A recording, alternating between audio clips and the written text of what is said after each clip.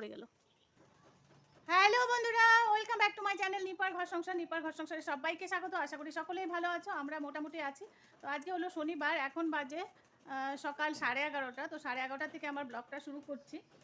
তো আবারও আমি ছাদের থেকে ব্লগটা শুরু করছি। তোমরা কমিউনিটি পোস্ট পেয়েই গেছো, আমার মনিটাইজার অন হয়ে গেছে। তো আমার ফার্স্ট ব্লগ আমি ছাদের থেকেই করেছিলাম, ঠাকুরঘর থেকে আর ছাদ থেকে। তো আজকে ভাবলাম যে আমি ছাদের থেকে ব্লগটা করি। দেখতে পাচ্ছ যে আমি রেডি হয়ে হয়তো কোথাও যাচ্ছি, আসলে কোথাও যাচ্ছি না।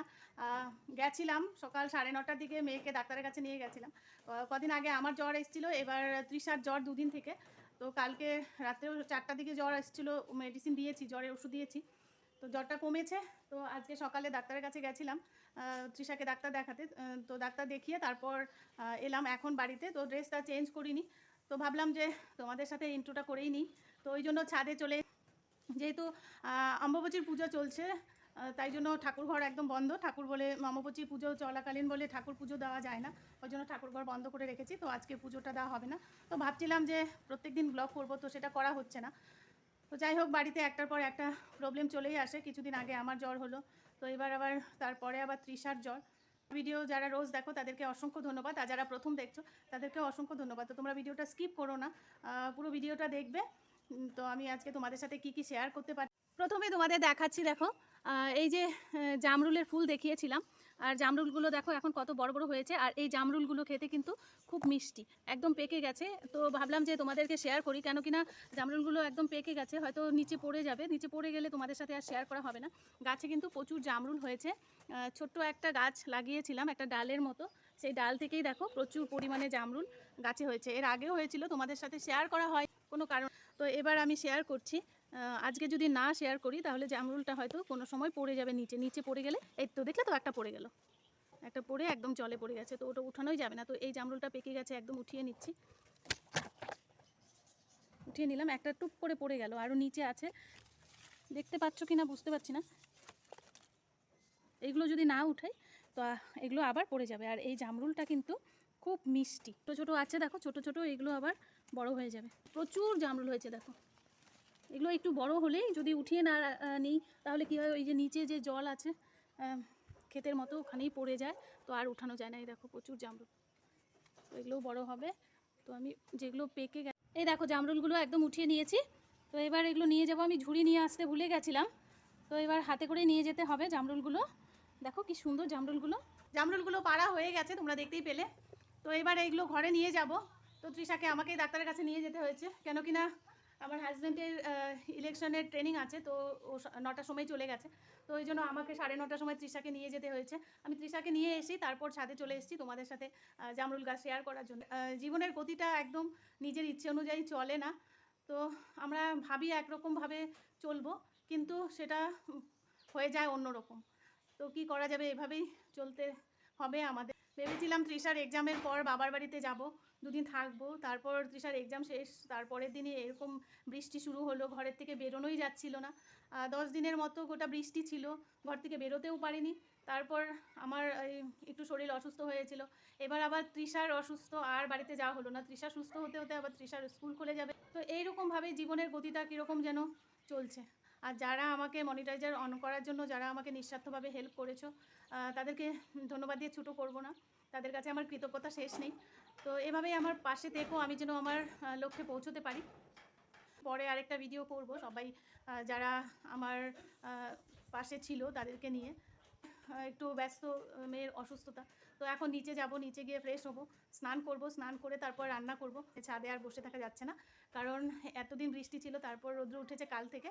তো আজকে মোটামুটি ভালোই রৌদ্র আছে, গরমও আছে, তো ওই জন্য বেশিক্ষণ ছাদে থাকা যাবে না। তো আমি এখন নিচে যাচ্ছি। তো নিচে গিয়ে স্নান করব, স্নান করে তারপর আবার তোমাদের সাথে কথা বলবো। একদম আমার স্নান টান কমপ্লিট, স্নান করে তারপরে একদম ডাইনিং টেবিলে দেখো কি সুন্দর একটা কিউট মিষ্টি কুমড়ো। এই মিষ্টি কুমড়োটা রান্না হবে আজকে।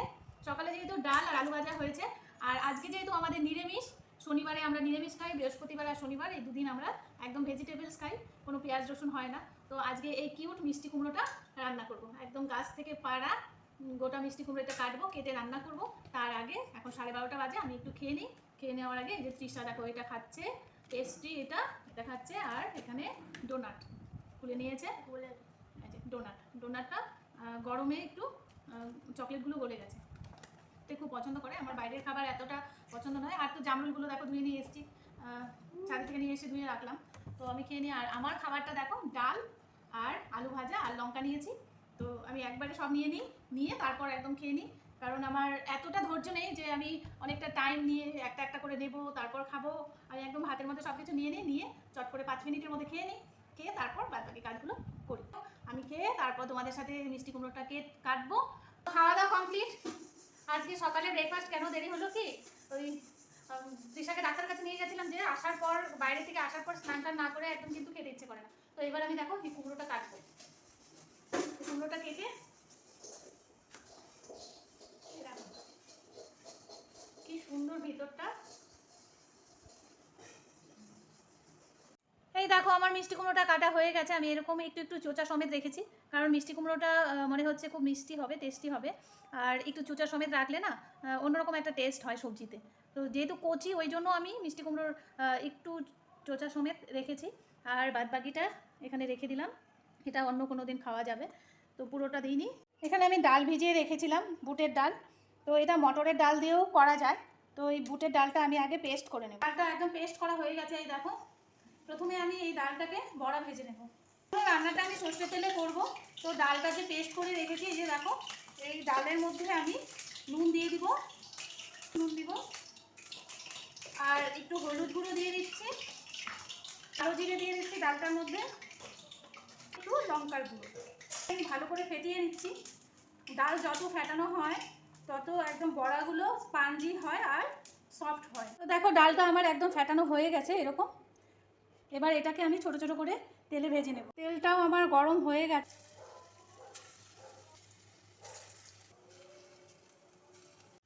দেখো আমার ডালের বড়াগুলো একদম ভাজা হয়ে গেছে। এবার আমি এগুলোকে উঠিয়ে রাখবো, একটু বেশি করে ভেজেছি কড়া করে। তো আমার ডালের সব বড়াগুলো ভাজা হয়ে গেছে, তুলে নিয়েছি। এবার আমি ওই বাদবাকি তেলটার মধ্যে একটা তেজপাতা আর দুটো শুকনো লঙ্কা দিয়ে দিলাম। এই রেসিপিটা কিন্তু নিরামিষ রেসিপি, এটা কিন্তু খেতে একদম অসাধারণ টেস্ট হয়।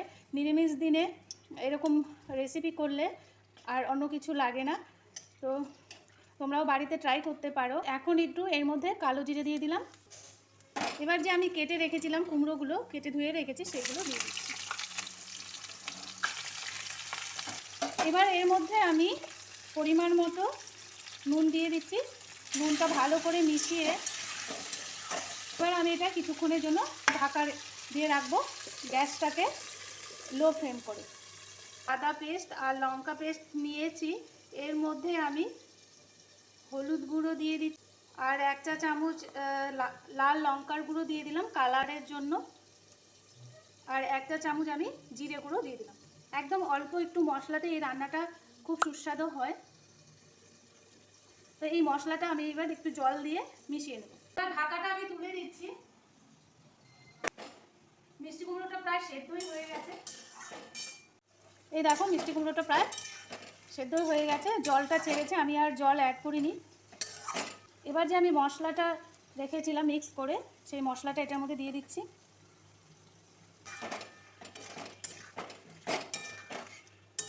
এবার এটাকে আর ঢাকা দেবো না, ঢাকা দিলে মিষ্টি কুমড়োটা একদম সেদ্ধ হয়ে গলে যাবে, ভালো লাগবে না।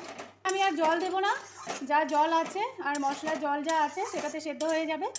বেশি জল দিলে কী হবে, বেশি সেদ্ধ হয়ে গেলে দেখতেও ভালো হবে না আর খেতেও ভালো হবে না।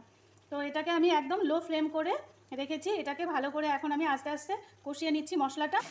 এবার দেখো আমার একদম তেলটা ছেড়ে এসছে, তো আর একটু কষাবো আমি এটাকে। পরোটার সাথেও খেতে খুব ভালো লাগে, আর গরম ভাতে তো খুব ভালোই লাগবে।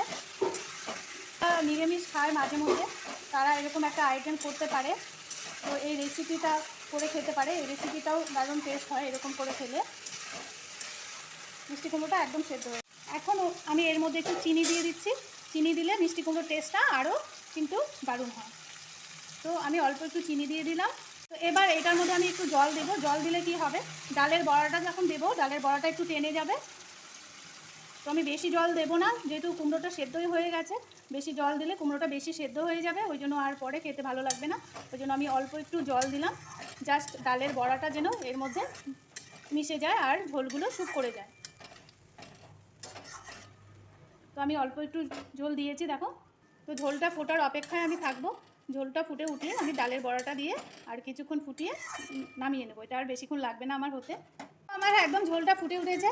এবার আমি এর মধ্যে ডালের বড়াগুলো অ্যাড করে দেবো। ডালের বড়া সবটা লাগবে না, আমি অর্ধেকটা ডালের বড়া দিয়ে দেবো ঝোলের মধ্যে।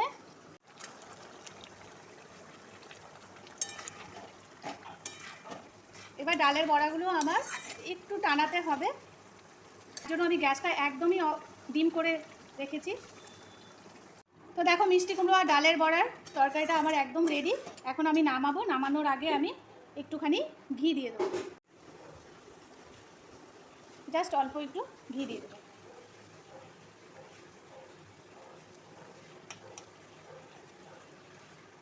আমার এখন হয়ে গেছে। এবার আমি এটাকে ঢাকা দিয়ে স্ট্যান্ডিং টাইম দেবো, তারপর 2 মিনিট পর এটাকে আমি সার্ভ করে দেবো।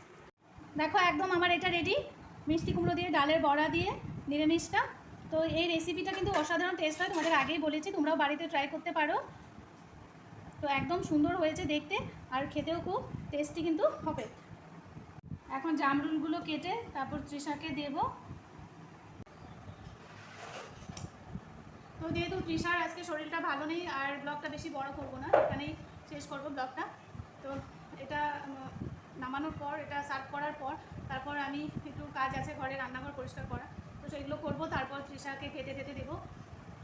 তো তৃষা টিভি দেখছে এখন আর জ্বরটা নেই। তো এখন স্নান টান করিয়ে কিছু খাইয়ে তারপর আবার একটু ওষুধ খাইয়ে দিব। তো এখন আর ব্লগটা বেশি বড় করব না। তো আমার আজকের ব্লগটা কেমন হয়েছে যদি ভালো লাগে, তোমাদের একটা লাইক আমাদের এগিয়ে যাওয়ার অনুপ্রেরণা দেয়। হাউস ওয়াইফদের অনেক কষ্ট করে ভিডিও করতে হয়, তোমরা এভাবেই আমাদের সাপোর্ট করো আর ভিডিওটা শেয়ার করবে, কমেন্টস করে বলবে। আর যারা নতুন দেখছো তারা অবশ্যই সাবস্ক্রাইব করে বেল নোটিফিকেশনটি অল করে রাখবে, তাহলে নিত্য নতুন ভিডিও তোমাদের কাছে পৌঁছে যাবে আমার। আর যারা আমাকে প্রথম থেকেই সাপোর্ট করো, আমার পাশে আছো, তাদেরকে অসংখ্য ধন্যবাদ। এভাবেই আমার পাশে থেকো। তো আজকে আর বেশি বড় করবো না ব্লগটা। তোমরা ভালো থাকবে, সুস্থ থাকবে। আবার আগামী দিন তোমাদের সাথে দেখা হবে কোনো নেক্সট ব্লগ নিয়ে বা রেসিপি নিয়ে। ততক্ষণের জন্য আজকে টাটা।